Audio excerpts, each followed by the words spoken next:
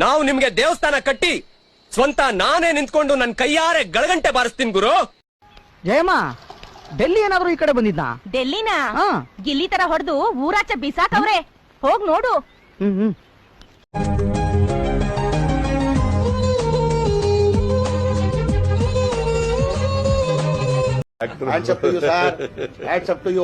ಯಾರು ಮಾಡಕ್ ಸಾಧ್ಯ ಆಗಲ್ಲ. ಯಾವನ ಇದ್ದಾನಂತಲ್ಲಿ ರಾಜ್ಯದಲ್ಲ ದೇಶದಲ್ಲಿ. ಹಲೋ ಸಿಂಹ, ಮ್ಯಾಚ್ ನೋಡ್ದ?